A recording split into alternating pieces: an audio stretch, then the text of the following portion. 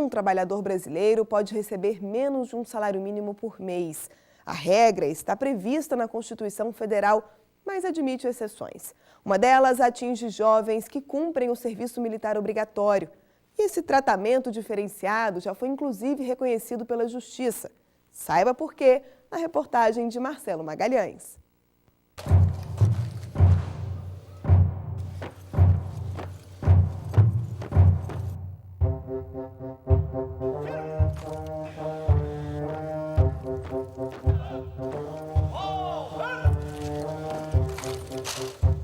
O Brasil tem o maior efetivo entre os exércitos da América Latina. São mais de 300 mil homens espalhados por todo o país. Boa parte deles, soldados, que passam 10 meses cumprindo um compromisso cívico. Em troca, esses jovens recebem uma ajuda de custo, o chamado soldo. A própria corporação reconhece que até o ano de 2008 o valor estava bem defasado. Não passava de pouco mais da metade do salário mínimo da época. Existia uma certa diferença do valor do soldo do soldado, recruta, para o valor do salário mínimo em si. Existia de fato essa diferença, que em 2008, quando nós tivemos um reajuste, que não foi um reajuste linear, foi um reajuste diferenciado, houve uma espécie de correção e o valor do soldo do recruta se tornou mais próximo do valor do salário mínimo vigente no país. Foi por causa dessa defasagem que um recruta ingressou na Justiça. O jovem pretendia receber a diferença entre o valor do salário mínimo e o soldo que havia sido pago a ele durante o serviço militar obrigatório. O autor da ação alega que a equiparação seria necessária para atender um artigo da Constituição Federal. A norma estabelece que nenhum trabalhador pode receber menos de um salário mínimo mensal. O pedido do ex-recruta foi apresentado no Juizado Especial e chegou a ser acatado pela turma recursal aqui no Rio Grande do Sul.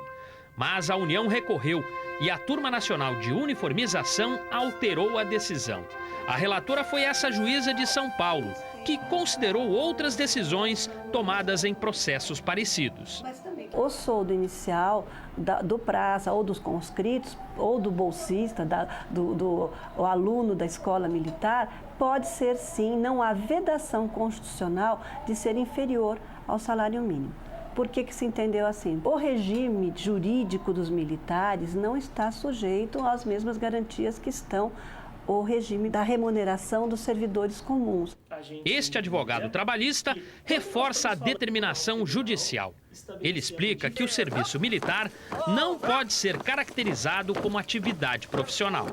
Nós temos inúmeras regras que são regras trabalhistas, que todos os trabalhadores têm, que os militares não têm. Como, por exemplo, descanso semanal remunerado. Não é um direito que se aplica aos militares. Por quê? Porque as regras que se aplicam à relação dos próprios militares não estabelecem tal direito. Assim como a própria situação que envolve limite de jornada. Os militares não têm direito ao que nós chamamos de horas extras, assim como, por exemplo, o adicional noturno.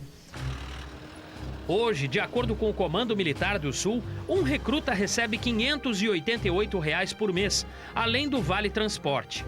Com isso, a ajuda oferecida pelo Estado fica próxima dos atuais R$ 724 do salário mínimo. Quando nós incorporamos o recruta ao Exército, ele não pode ser arrimo de família, né? Então, esse soldo é para atendimento das suas despesas individuais, não para atendimento de despesas familiares, até porque ele não poderia incorporar se fosse arrimo de família.